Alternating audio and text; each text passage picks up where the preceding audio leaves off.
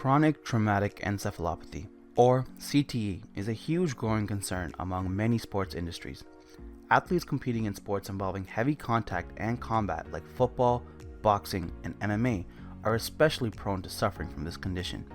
There has been a significant increase in the research and studies surrounding CTE and the athletes that suffer from it. This particular study shows some terrifying results. 99% of former NFL players have CTE, and 91% of college football players have it as well. 90% of professional boxers have suffered from concussions during their careers, and it goes without saying that CTE is a common issue. There have been some high-profile cases like Muhammad Ali that just breaks our hearts to see. Although there has been an increased focus on CTE in many sports, it's not something that's talked about nearly as often when it comes to mixed martial arts, and the scientific literature surrounding it is nearly non-existent. There has definitely been a noticeable increase in the focus on brain health in recent years. There are multiple reasons why that is. We will go into detail in this video, along with the deeper explanation of what CTE is and the roles played by concussions and subconcussive trauma experienced by fighters. CTE is a progressive degenerative disease of the brain that develops from repetitive head trauma. It is widely known that one of the main causes are symptomatic concussions, but most people don't know subconcussive head trauma is also a significant contributor to developing CTE.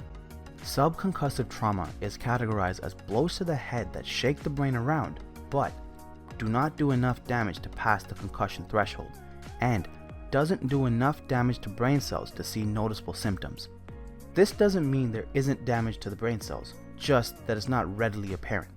Punches and kicks are great examples of this. The fighters will endure hundreds or thousands throughout their career during sparring and fights. Add this up over years or decades and it really piles up. MMA fighters tend to have lengthy careers and lots of mileage on their bodies before they retire. Most fighters come into organizations like the UFC having upwards of a decade or more experience in other combat sports like kickboxing or wrestling, which adds to their CTE mileage. The symptoms of CTE are split into 4 stages. The first stage is categorized by headaches, loss of concentration, and possibly aggression or depression. The second stage will show mood swings, depression, increased memory loss, and speech impediment. Stage 3 will have cognitive dysfunction, severe memory loss, and increased aggressiveness and apathy.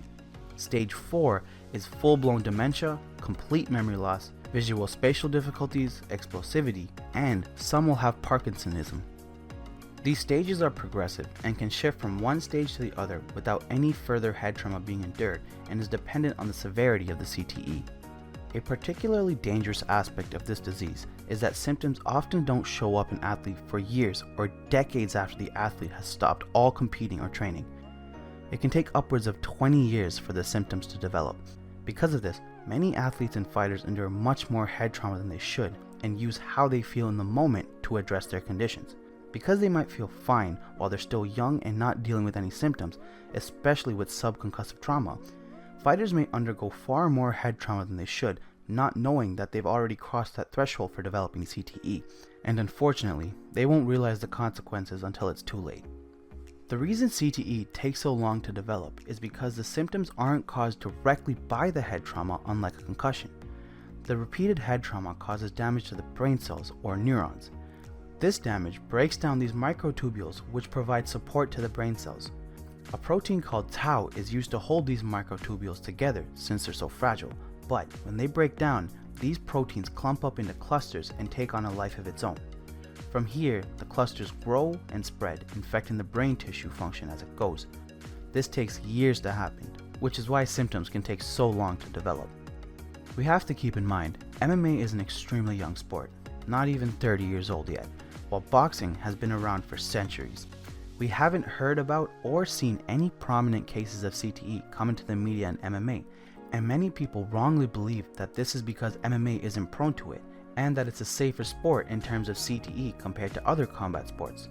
Whether or not that claim is true is still up for debate due to the lack of research conducted on MMA fighters.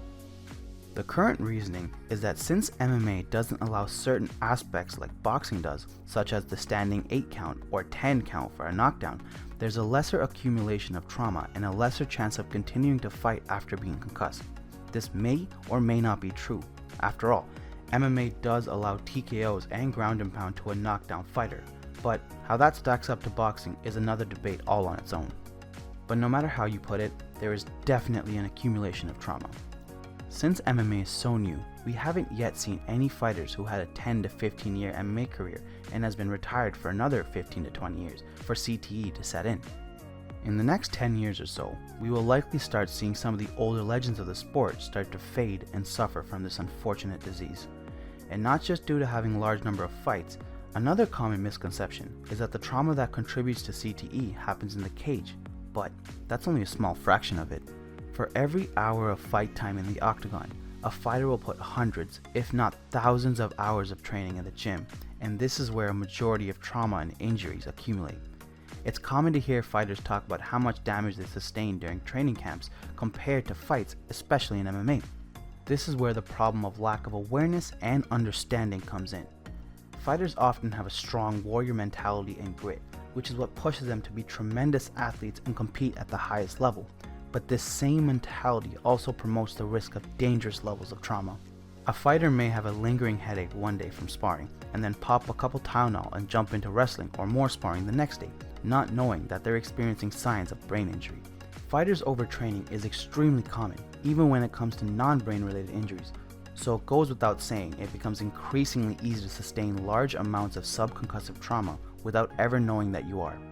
There's an old story out of Chute Box, Brazil, where Wanderlei Silva and Shogun Rua were arguing over who gets to keep a puppy they found, so they agreed to fight, and whoever knocks the other out gets to keep it. As the story goes, Silva knocked out Shogun, and when he came to, he saw Silva cradling his new puppy, and then they resumed training. As amusing and as crazy as the story is, it serves to highlight some of the lack of understanding behind CTE and brain trauma. This extends to trainers and coaches as well, not just the fighters. With MMA being as new as it is, it's still finding its way into new countries and into smaller parts of countries like America and Canada. There is a relative lack of regulation of trainers and coaches in many areas, and in most places there is no form of certification, accreditation, or education required to become one. You just need to go and find clients. The problem that arises there is that many of these freelance coaches aren't very knowledgeable about CTE and how to avoid it, and can tend to push their fighters to train too hard, not providing enough recovery time, or insult them and call them weak for not pushing themselves. This is probably less common in some of the super gyms like American Top Team or AKA, but there are countless shoebox gyms out there where many fighters get their start. That's not to say that a fighter shouldn't ever push themselves in training, but they should be able to self-assess along with their coaches to protect themselves. This warrior mentality can be a double-edged sword, and coupled with the lack of attention and understanding can be very dangerous in the long run.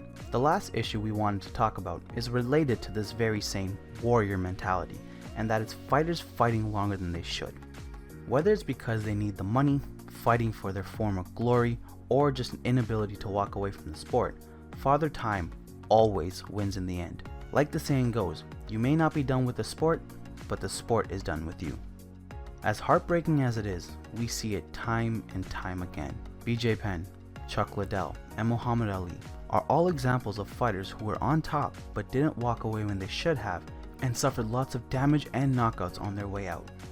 Every 2.6 years, an athlete's chances of developing CTE doubles, and if a fighter stays a little longer than they should, it can ruin the rest of their life. Even younger fighters like Chris Weidman, who's been knocked out 5 times in his last 7 fights, should consider whether it's time to hang up the gloves, as hard as that might be. This is where friends, family, and coaches need to intervene, but that doesn't always happen, either for a fear of confrontation, not wanting to speak up, or for more malicious intentions, such as not wanting to lose a source of income. That being said, sometimes it's just the fighter themselves that just refuses to walk away and protect themselves. So, what can be done to provide more protection and knowledge to fighters and their coaches? To begin with the obvious, some research and analysis on current and retired fighters for signs of CTE and its related symptoms would be a great start.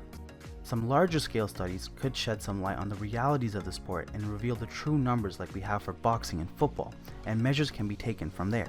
Fighters should also regularly check with doctors and possibly undergo MRIs to make sure there are no underlying issues. This is something that is on the rise in MMA, which is a positive sign.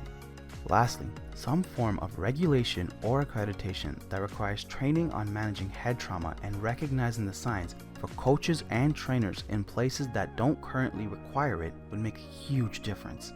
After all, widespread knowledge and recognition is the best way to combat CTE and keep the athletes we love healthy. Fighters are more than just our entertainment. They're role models, heroes, and people many of us look up to in one way or another.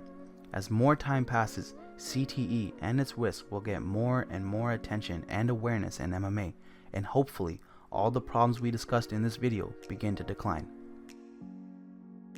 Thanks for watching our video. If you enjoyed it, please make sure to like, comment, and subscribe.